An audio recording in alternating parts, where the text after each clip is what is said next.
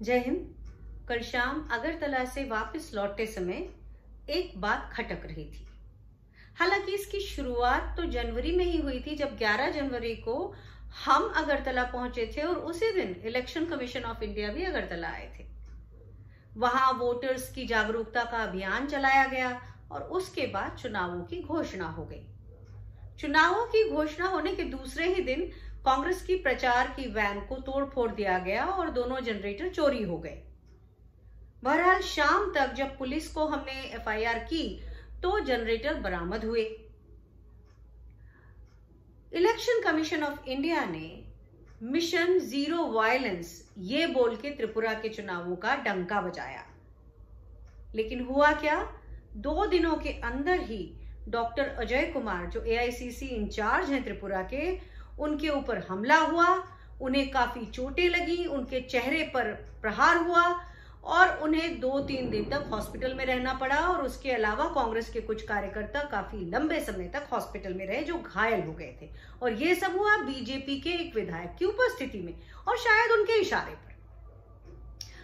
तो जो मैं आपसे बात कह रही थी कि कल आते समय जो बात खटकी वो ये थी कि पता नहीं क्यों भारतीय जनता पार्टी की सरकार ने त्रिपुरा की पुलिस पर भरोसा नहीं किया, वहां पे इतने दिनों से तैनात बीएसएफ पे भरोसा नहीं किया और जनता पे भरोसा नहीं किया। इसीलिए त्रिपुरा में खास तौर पर असम से और गुजरात से पुलिस की टुकड़ियां बुलवाई गई हैं।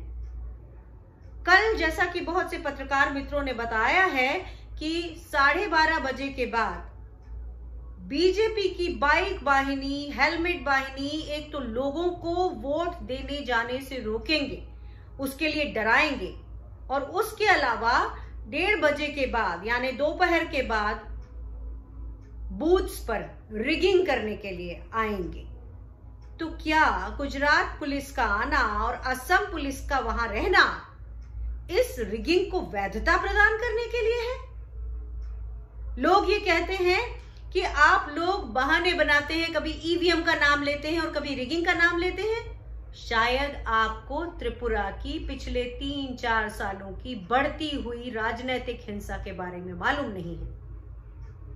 मेरी यही गुजारिश है कि देश के लोग सतर्क होकर देखें कि कल त्रिपुरा के चुनावों में किस तरह सरकार रिगिंग करने वाली है। और उसका एक अंदेशा मुझे तब हुआ जब आज मुझे ये मालूम पड़ा कि बहुत सारे चैनल कल के दिन पोलिंग जो है त्रिपुरा की, उसे शायद कवर ना करें।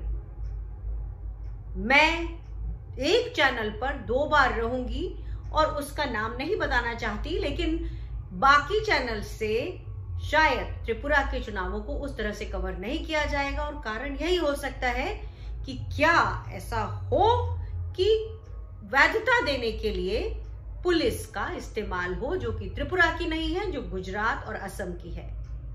हम सोच रहे हैं लेकिन डर नहीं रहे और तैयार हैं। देश भी सोचे, देश भी देखे कि लोकतंत्र का ये उत्सव किस तरह से उसे नष्ट करने का ये एक बीजेपी का दूसरा संयोग है या प्रयोग।